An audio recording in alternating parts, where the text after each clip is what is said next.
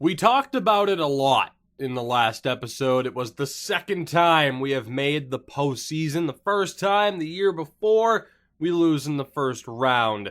This year, off the back of arguably the greatest regular season in channel history, not just for a draft of glory, and yes, in something like Rebuilding Hockey Town, we were able to win more games, but that was expected. Off the back of arguably the greatest regular season in history, we had to make it past the first round to avoid the season being deemed anything else other than a drastic failure. And we did just that. For the first time, the Golden Seals find themselves in the second round of the playoffs. And in a situation where we've witnessed the effects of the new playoff seeding format in real life, as you look at, say, a Nashville and a Winnipeg having to go through one another, that was a clash of the Titans. This is beyond. Vancouver, California, 54 wins against 59 in the regular season, and both teams find themselves here. A second round matchup. We somehow have home ice advantage. We know some of the big names that are on this team. We know that we are in for a challenge, to say the absolute least. And in the last episode, despite making it past San Jose, we did not do so without controversy, as we did have quite a few players underperform, perhaps none more notable than Brock Sestito. However, in a Crawford Darling-like situation, Brock Sestito will take the crease for Game 1 and hopefully beyond that. We're going to give him a second chance. Pedro Wilson already carved out his spot in channel history. Maybe, again, not as a Hall of Famer, but for that performance to get us out of that horrific situation against San Jose, coming back from that 3-1 deficit. A perfect 3-0 with 2 shutouts for Wilson. An absolutely phenomenal performance. But Sestito will get the opportunity. And as it stands, there goes the dramatics. I couldn't keep up the momentum. There goes the dramatics. I had to cough. I'm sorry. It's the worst. Anyway, as far as this team goes, as far as this lineup goes, we are going to look to set things up pretty much in the more ideal way possible, which to me is Niedermeyer, Rokon, Fuller, Zieler, Jenks, and Pielstrom. Pretty much the way to go. It's what we had before. We're going to go with our best lines, essentially, without actually using best lines.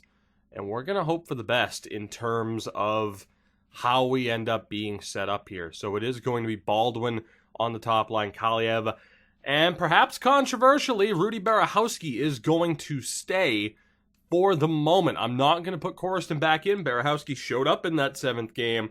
He's going to get the chance here to deliver as we continue on in this series. And then pretty much the other changes, Wong, Lieb, and Webb reassigned.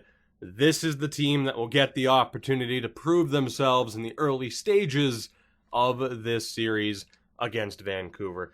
You know the team, you know the names, you know the faces. Let's take a look, though, at the squad that we are up against in the form of the Vancouver Canucks. Let's see what we are dealing with. And it is not going to be easy, is it? Top line of Artemi Panarin, Elias Pettersson, and Brock Boeser. Now, we knew that Pettersson and Boeser were there. We had seen them, of course, in terms of league-wide goal scoring. Now, again, overalls aren't locked in. We don't have pro scouts, but you kind of know how good the players are going to be. That is a tremendous top line. And second line-wise, it does not get any easier. Sven Berchke is there with Jonathan Dahlen, who knows how good he actually is, and Marco Tulola, who was the number 1 overall pick in the 2018 draft. In a different world, Marco Tulola would have been a Golden Seal. Instead, we did not win that opening lottery. He goes to Vancouver, and we end up with Howard Fragapane. So it's Fragapane against Tulola in this series, no doubt. Very interesting that he could have been the face of our franchise, that had things gone differently, had that gone down, the draft lottery gone down in that different of a way, how different would things be for us? Third line, Rohan Helms, Bo Horvat, and Cole Lind. Fourth line, Curtis Lazar, Miles Stoll, and Valentin Zykov. Defensively, doesn't get any easier for us. Olli Olivi has turned into an absolute monster with Jaden Byzantine, who is a former second-round pick. Second pairing is Stan Muzzin and Derek Pouliot. Third pair, Slater Cuckoo and Trevor Van Riemsdyk. The goaltender, you knew it, Thatcher Demko. Thatcher Demko, a Channel Hall of Famer in his own right, and someone that you have to be nervous about if you're playing in the Western Conference in NHL at this point. And you're going to have to worry about that for a long time, I'm sure. That said, our team is set. They're good to go as well. There's nothing else we can do. The hype, it's all been said. We know what we have to do. We have a lot of question marks heading into this series, but it's time to get it underway. Let's do this. Game 1 on home ice. Let's see how this goes down. First period, and the Canucks get off to a strong start. Sven Berchke gets the opening goal under 2 minutes in, 1:56 to be exact. We did outshoot them. They have the difference maker thus far. Can we get back into it in the second period? No, we cannot. Pettersson gets the goal. 18 shots to 14 in our favor. 2-0 on the board for Vancouver. We need to find a way to beat Demko. Let's see if we can do so in the third period. Early power play opportunity, and there we go. Caden Wong gets us on the board, and Berchke, 2 minutes later, restores that 2-goal lead, and that might do it. We need a goal here quickly, otherwise it's a bit too far gone. Power play for the Canucks is killed off. 5 minutes to go. It's not looking too good for us here in this first game. Krogh gets one back, 1:48 to go. Do we have time? Power play chance, and we run out of time. Krogh gave us an opportunity at the end, but Demko and the Canucks were able to hold on. 3-2 final. They take this first game on the road. A .931 save percentage. Demko nearly did the job. That is rough. Now, I don't know if you can look at Sestito as the reason to why we lost that game. I don't know if I'm going to panic and make any lineup changes just yet, but let's at least take a look. Oh, Brock, buddy. Save percentage didn't go up, though, so maybe you can. If Sestito loses game 2, he's done. Period. If he loses game 2, he's done. He needs to win. I don't care what the circumstances are. I don't care if they have 30 more shots than we do. He needs to win us a game. He needs to steal us a game, or he's done. That's the end of it. The leash for him, it's way too short at this point. Like, we cannot trust him. We have to go to Pedro Wilson if we end up losing game 2. Vancouver's already done their job. They've taken one game on the road. We've seen this before, though. We can get back into it, but we need to win in game 2. And Brock Sestito, most importantly, needs to win here in game 2. Let's do this. First period, and again, Vancouver will get the opening goal. It's Brock Boeser. They outshot us 14-2. Our offense simply did not show up. Right. Second period. Oh my god. 28 shots to 13, 3-0 on the board. Let's just get through the third period. Is there a miracle on the cards, or are we going to lose both games on the road to begin this series, or both games at home? Are Vancouver going to win both games on the road? And yeah, it's looking like it. Will Demko get the shutout? Yes, he will. A 23 save shutout for Demko and the Canucks. And we are in a whole lot of trouble. We are in a very, very bad spot. No other way to put it. Brock Sestito's done, first and foremost. We will turn the crease over to Pedro Wilson from here on out. Defensively, we're calling up Antoine Lalonde. Jenks hasn't necessarily been that bad. It's been the second pairing, but we need to spark something because Jenks isn't putting up points. He hasn't been bad, but we need to try something different here. So we are doing everything we can to try and make sure things go our way. Let's just drop Barbario since that doesn't matter. And forward-wise, we know we're still good to go. So with Coruscant there, who may very well find his way back into the lineup. So Aiden Jenks will be out for Antoine Lalonde. We need to split up Fuller and Zeeler, so we're going to flip these two back around the way they were. So we'll see how that third pairing does. On the offensive side of things, 7 points for Redden, 9 for Fragapani, 5 for Baldwin. Right, how the hell do we even want to look at this? Albertson, 2 assists and -2. Roberto Booz hasn't done much. Roberto, you will be taking a seat for Coruscant, if at all possible. Face-off wise, 81, 78, 80. Alright, so Lieb, Krog, Ivanov, Fragapani, and Redden are the guys that can play center if we keep this lineup the way it is. Krog has 2 points. He's taken a lot of penalties. We're going to bump him down to the fourth line. With Barahowski and Halverson. Barahowski has that 1 point in 3 games. I might bring back Coruscant for this one. I might. Actually, no, wait, what am I saying? Coruscant's already in. Which, you know, I'm not sure how good of an opportunity we're going to give him. We're going to put Lieb at center. And lineup-wise, we're pretty much good to go. So again, Webb has 3 points. Wong has the 2 points. Redden with the 7. Let's see. Baldwin the 5. Kaliev 2 points. Coruscant 1 point. I think this is what we're going to do. I'm going to swap Kaliev and Baldwin just to get a different look in the top 6, but the bottom 6 has certainly been changed quite significantly. I hate to say it, if we lose this game, we'll consider an even more drastic change, which would, you know, involve splitting up the top line. But maybe we'll be able to find our way back into the series. Lord knows we have to. It's Game 3 in Vancouver. Pedro Wilson leads the team out. And we'll see if he can continue that miraculous pace that he set in the last episode. First period. And again, Vancouver gets the opening goal. It's Pettersson. 15 shots to 8. We're down 1-0.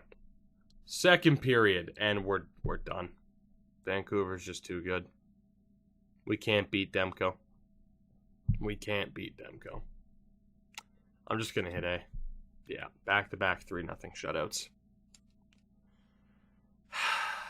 I said in the last episode that if we made it to the Vancouver series, you know, even if it didn't go our way, we still did okay.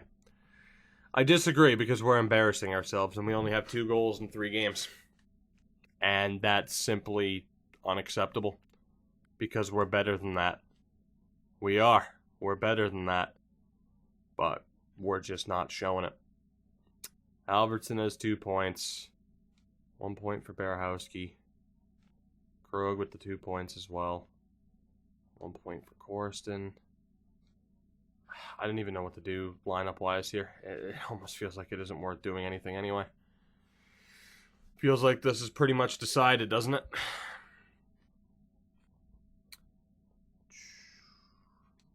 I know what I want to do. Why not? Desperate times call for desperate measures. We'll do whatever the hell we can to try and spark something offensively. Albertson, Barahowski, Booze. We're going to call up Gray, Bure, and Hossa. Of course, the morale system's not on, so I don't really give a shit if anyone were to get pissed off. Coruscant will also be sent down, and those will be the main forwards, as a matter of fact, here too, defensively. How did Lalonde do? He was a minus. All right. I know I didn't give Lalonde that great of a chance, but still, he's going down. He is going down. So, as far as the team is concerned, best goaltender who gives us the best chance to win right now is Pedro Wilson. He will be in. Defensively, what do we have here? So again, Pilstrom's a +1 at least. It's just Rokon. Man, Fuller's been bad too. Alright, so Fuller, Zeeler, and Rokon haven't exactly been killing it. And again, we know Fuller and Zeeler don't work well together. So let's go Jenks, Zeeler, Pielstrom with Niedermeyer, Fuller with Rokon. We'll try that out. Offensively, we're not going to have all three of these guys on the fourth line. We're going to try to change it up a little bit. 3 points there. Only 2 points for Krog, so he's going down to the fourth line. 2 points for Kaliev. 2 points for Caden Wong. Sorry, boys, you're getting sent down. That's just not good enough. And then from there, 3 points for Webb, 5 points for Lieb, 5 points for Ivanov, and then the 5 points for Baldwin. Actually, really, what's more important here is face-offs. 70, we have an 80, a 78. Okay. We're making the changes. And in fairness, Fragapani's been better than Redden. Redden's going down to the second line. We're going with a shitload of center depth on that right-hand side. Let's split it up a bit. Again, Lieb has had a pretty strong postseason. He'll be there. Webb has the 3 points. Baldwin has 5. I want 1 of the 75s on each line. So we're going to have Hossa, Ivanov, and Baldwin as on the third line there. Second line will be Webb, Redden, and Bure. Third line, Lieb, Fragapani, and Gray. 85 offensive awareness, 84 offensive awareness. I'm good with that. We can't possibly do any worse. Is this just, changes for the sake of making changes when we're probably screwed anyway? Yeah, it is. I openly admit to that. But we need to try something. We've been shut out in back-to-back games. It's not looking good, but we'll see what happens here. Game 4. It's not over till it's over. 1 game at a time. Can we fight our way back into this series? Let's find out. First period of Game 4, and tell me if you've heard this before. Vancouver gets the lone goal of the first period. It's Artemi Panarin. Second period, Jonathan Dahlen. Third period. I said at the beginning of the season that I expected us to be good. Yeah, we're done. I expected us to be good. I'm just going to hit A. Yeah. Hossa at least prevents us from getting shut out. We got swept by Vancouver. I said at the start of the year that I expected us to be good. Nobody expected 59 wins. And I think that's what makes the loss hurt that much more. Is this team proved that it can play at such an elite level throughout the regular season. Then the playoffs hit, and we barely scrape past San Jose. And then we run into Vancouver, and we called it a battle of the Titans. It wasn't. It was a goddamn squash match. We were absolutely handled by Vancouver. It was never in doubt. And they went on to win the Stanley Cup, and their AHL team won the Calder Cup. So Vancouver, just that organization in general, pulls the double. Whether or not it makes you feel any better or not that we lost to the eventual Cup winners, I'm not sure.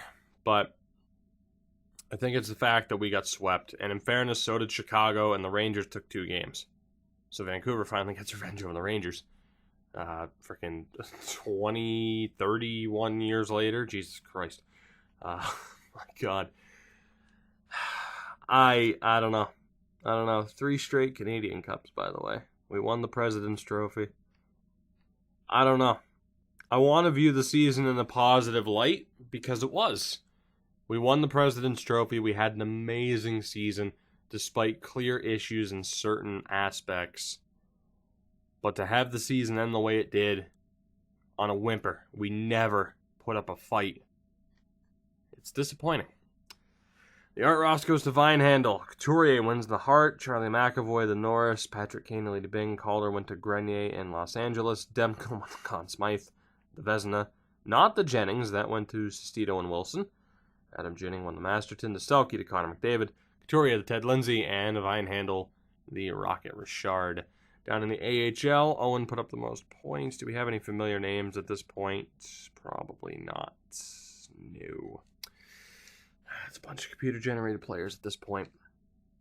And thus ends another season. The best season, at least regular season-wise, that we could possibly ever expect.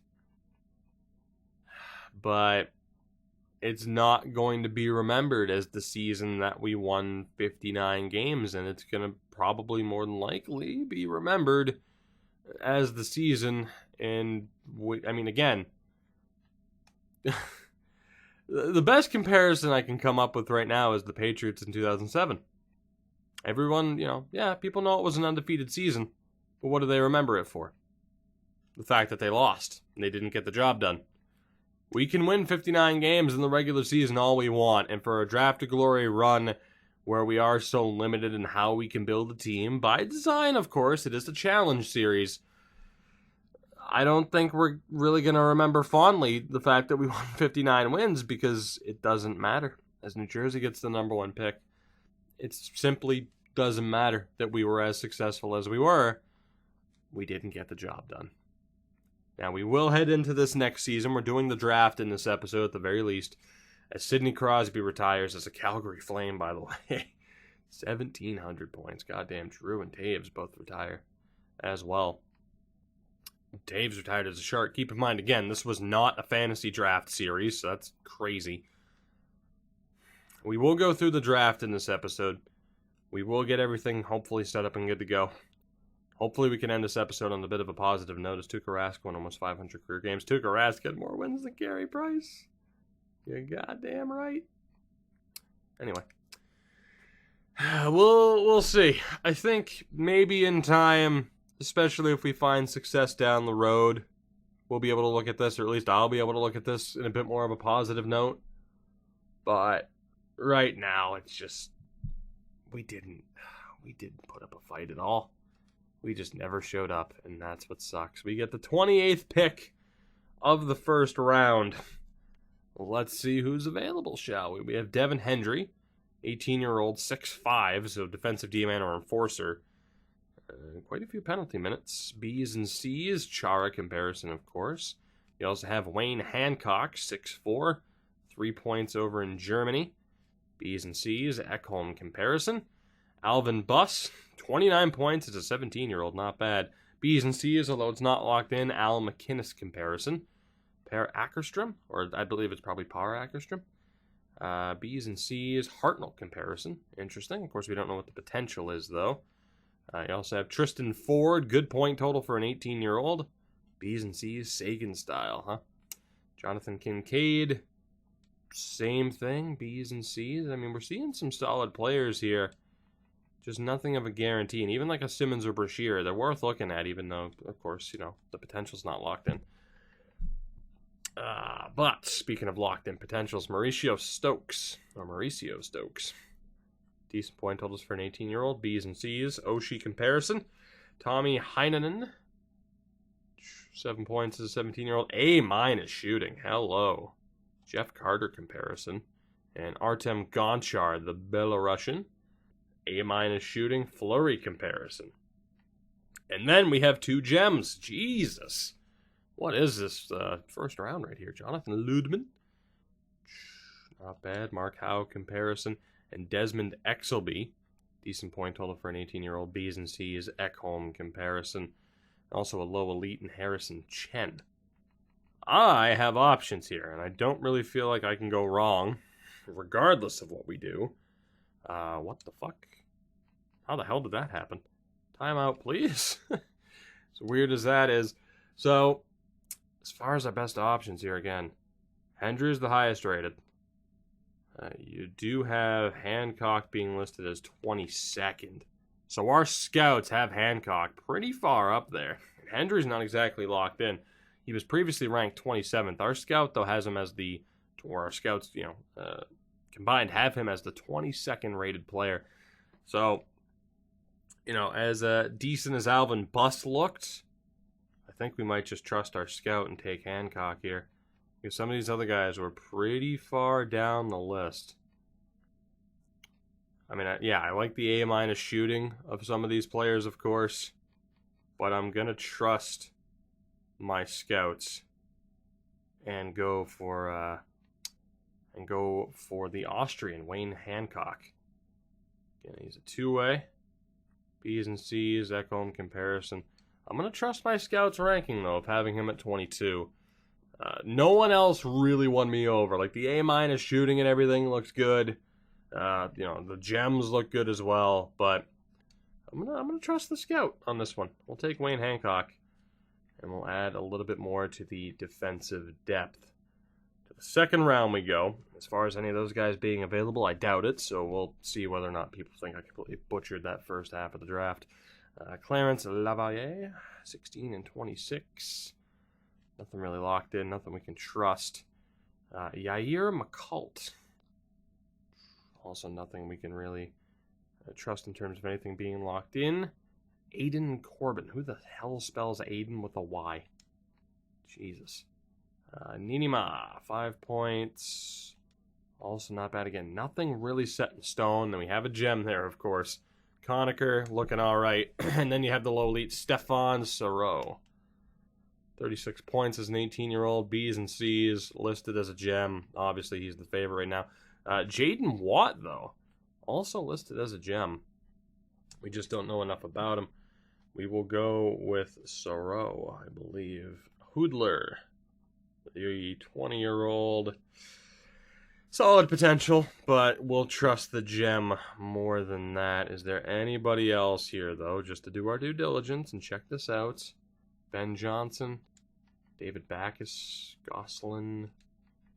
All right, yeah, we have our guy. We're going to take the gem. We are going to take the gem, that being Stefan Saroux out of St. John. So there you go. Take a defenseman, and we take a forward so far in the draft. I'm feeling pretty good about it. Again, you could argue whether or not Hancock was the right guy to take, but I trusted my scouts on this occasion. He was a bit further above, like, on the board than where I thought he should have been at the time. Or not where I thought he should have been, but you looked at the other guys who were like, late to early 30s. Late 20s, early 30s, and he was early 20s. So it's like, screw it, trust him. Mika Ranta, 7 goals, 9 assists as a 20-year-old. Not bad. That shot's nice. But as a 20-year-old, he only put up 16 points, so I don't know if I trust that. Sotheby will avoid. And obviously we have some gems. Dante Ballard. Decent starting grades. I know the Cam Ward styles, but decent starting grades. And then Adan Gruwal, 20-year-old. Hard letting in comparison. Jesus, that's scary as hell. Who else do we have here? We have Travis Sutter. Not really worth going after here. Of course, a couple of the AHL guys or AHL potentials that we can't really trust, even if some point totals are solid. Yeah, we're going to be going for one of those guys early on here, because otherwise we're looking at like a Winchester, Sagan style, or a Kuparainen. Who's also not that bad. Luongo comparison. Okay. So we might be able to get a goalie later. Granted, both of the two at the top are listed as gems. So it comes down to Ranta, the overager, with a really good shot and decent skating. Or we go for one of the two goaltenders, Gruwal or Ballard. Ballard's confirmed as a starter with good starting grades. Whereas Gruwal may have the higher ceiling because we don't quite know what he is right now. Also listed as a gem. I think we'll go for Gruwal. We know for sure what Ballard is. Ballard...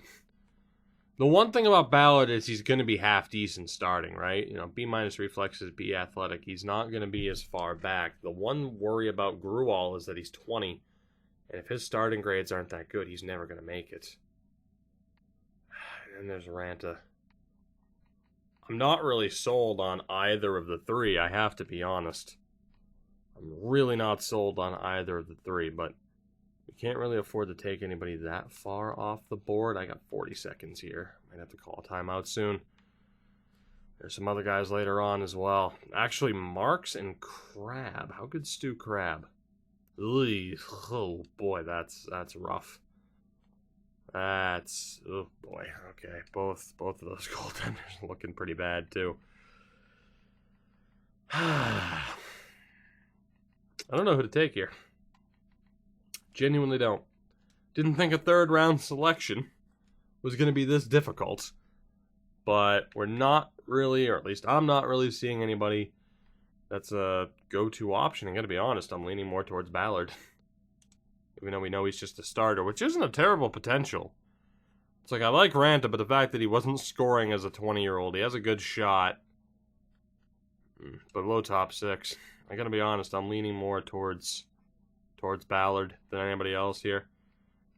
Let's see. So if we consider 3, 4, 5, 6, 7. All right, so we have 7 there in total. So that is 14, 21, 28. And okay, so right about here is where we'd start looking at the next round, where guys like Winchester, Cooper Rynan might be available. Anybody else in that range? Thompson, if we were to look at him later. Basically, I'm trying to see, is there a guaranteed forward in this next round that's going to be worth taking, as opposed to taking the dude who's available now? Alexiev, especially too because there are others of the goaltenders. Let me go back and check the top 4 potential, that being Orlando Thompson, who might be an enforcer. This isn't looking like the best draft. That's my defense. Derek Bartkowski, 20-year-old, David Perron style. It might be for the best to just take the Finn now and take one of the 2 goaltenders in the next round. Cyrus Tierney. If we could trust that report, it'd be nice. And then 14 as well.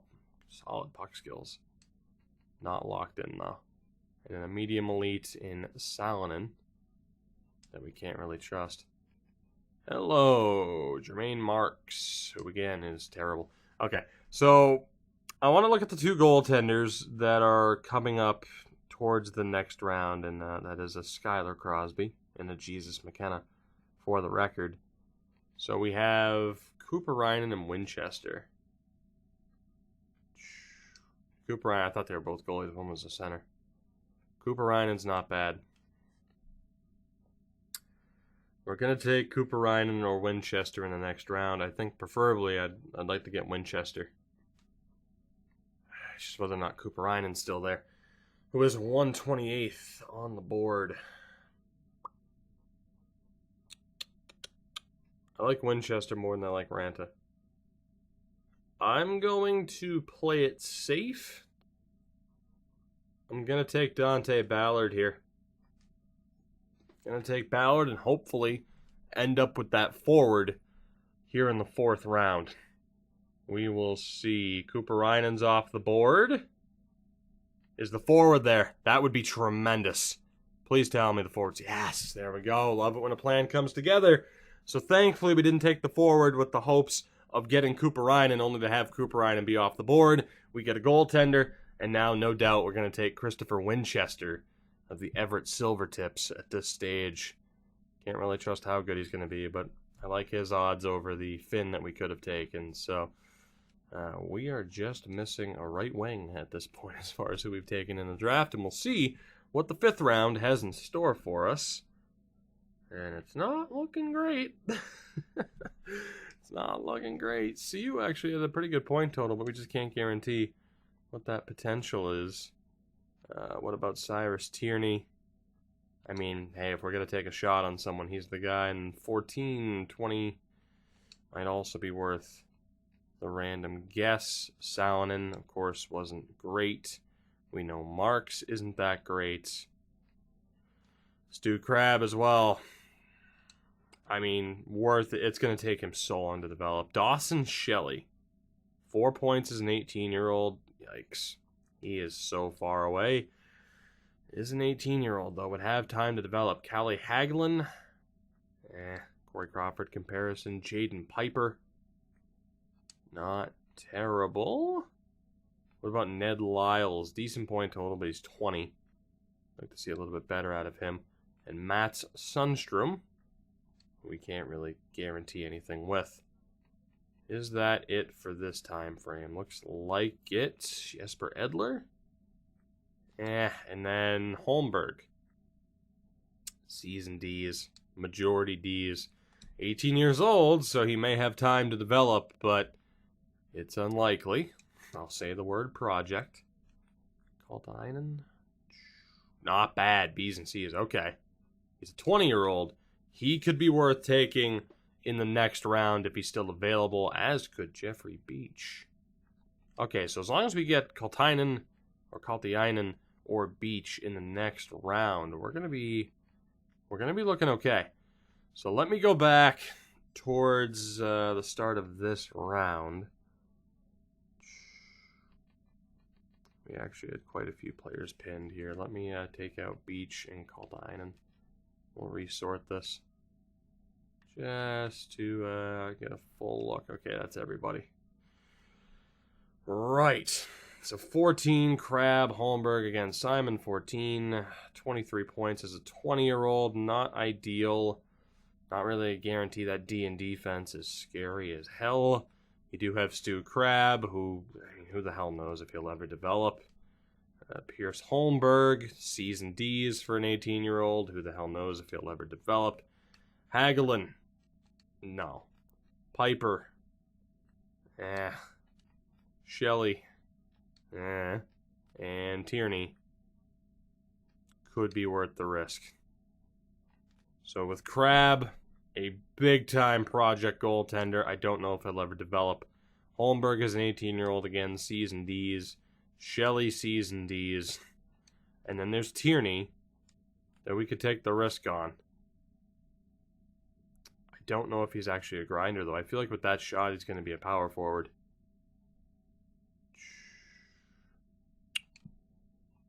Do I take the risk with Tierney? Or do I take one of the projects in any of the three spots? Forward, defense, or goaltender?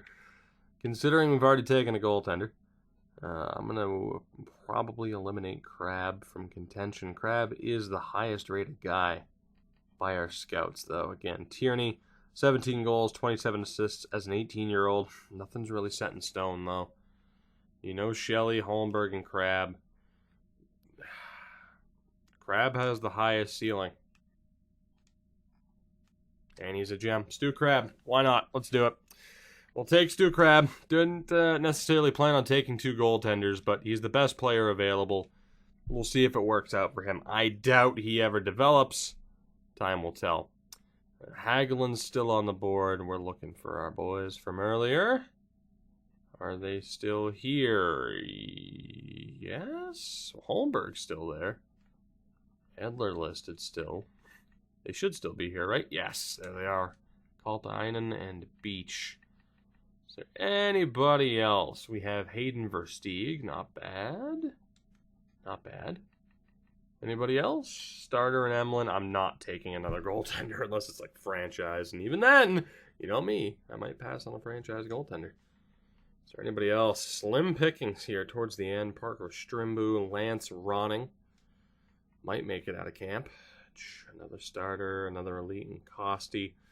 It's looking a little bit slim at this point outside of Milan Svoboda. The 19 oh my goodness. Okay. How far down the list is he? Because he is basically can't miss. Let's go back up the list here. Oh yeah, he's more than 30 names down. If we can get him in the next round, we're golden. If we can get him in the next round, we're fine. So, again, Versteeg. Don't know much about. 15 and 24, 20 years old. Beach, that B shooting is nearly confirmed.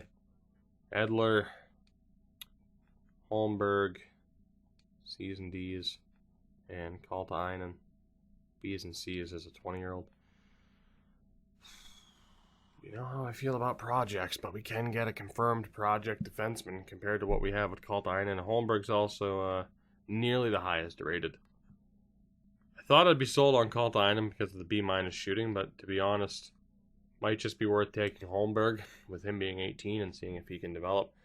So that's what I'm going to do. I'm going to take the defenseman, the American Pierce Holmberg. Easy for me to say. In the 6th round. And we'll see if that dude's still here in the 7th. I mean, overall, I'm feeling all right about this draft.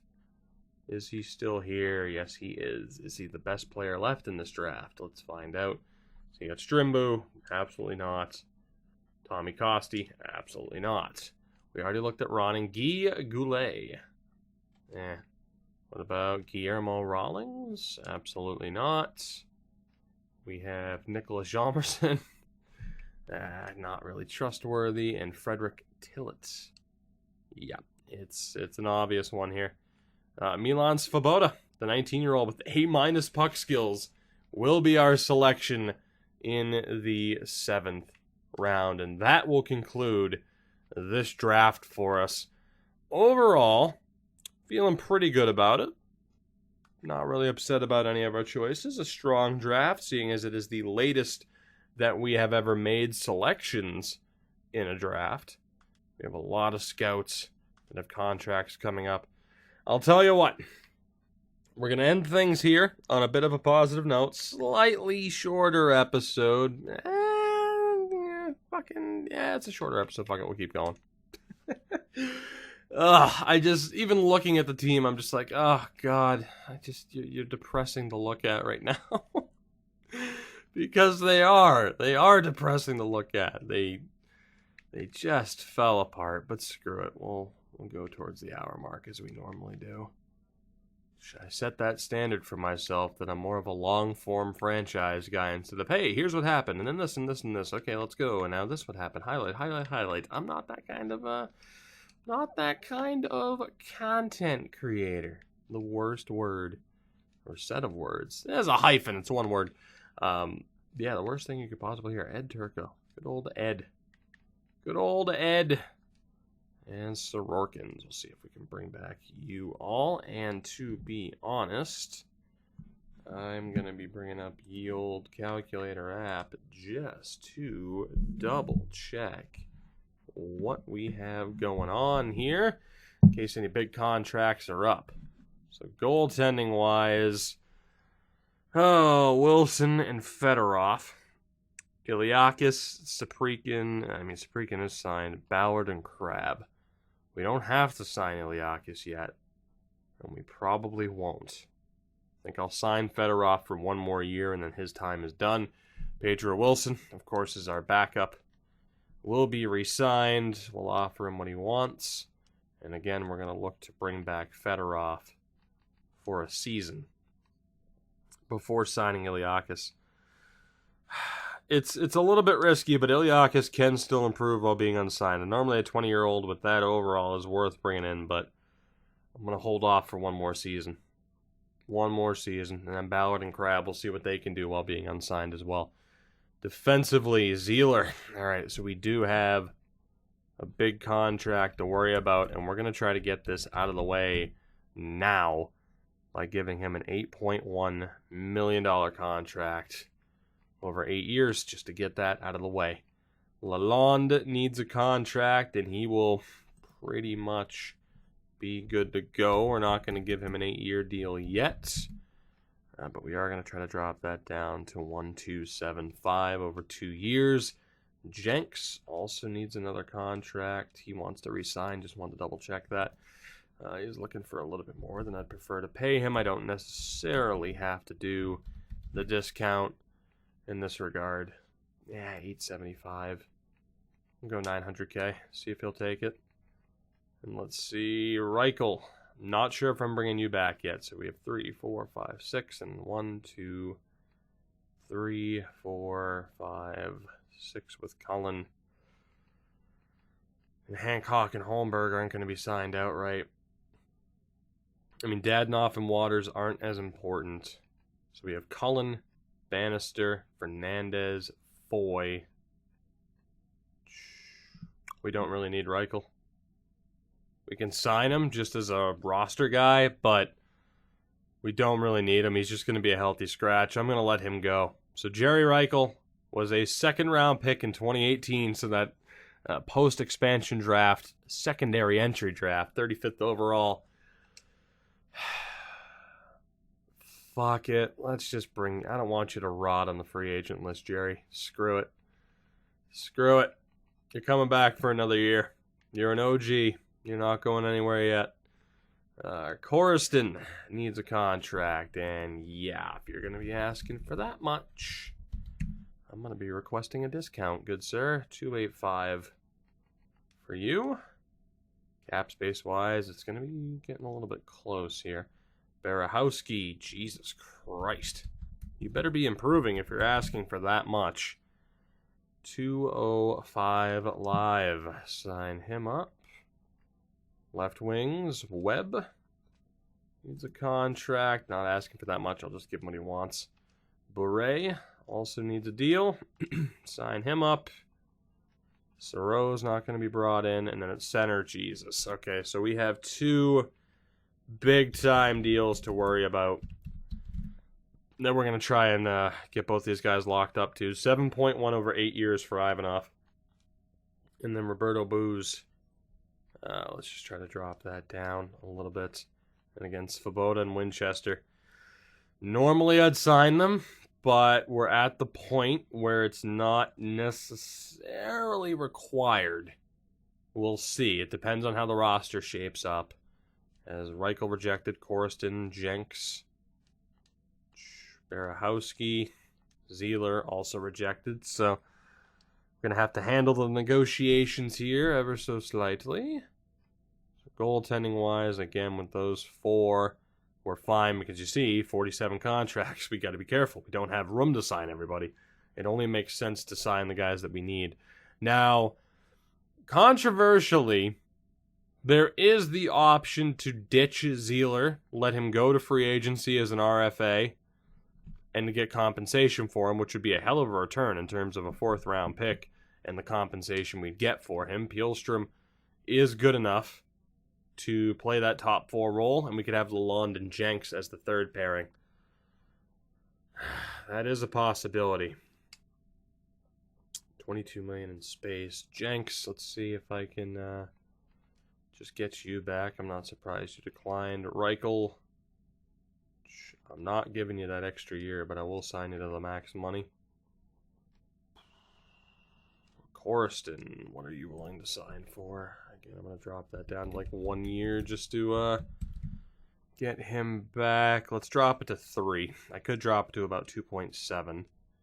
Barahowski as well. You are looking for way too much. Way too much. See if we can drop that down to 1.2. And who else?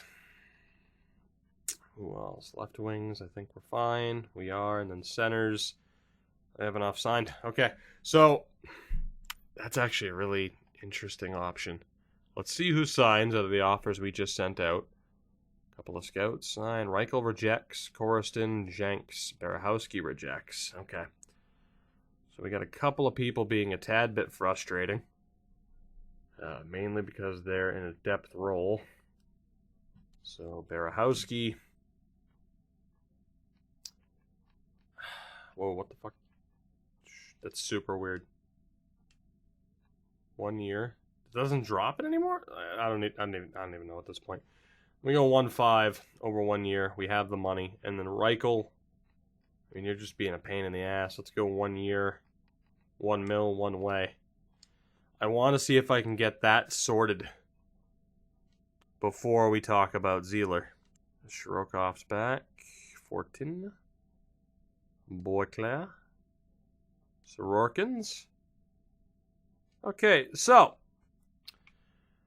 I am actually going to end the episode here. Reichel might be on the way out. The big question is on defense. We have one hell of a top 4 solidified if we keep Zeeler.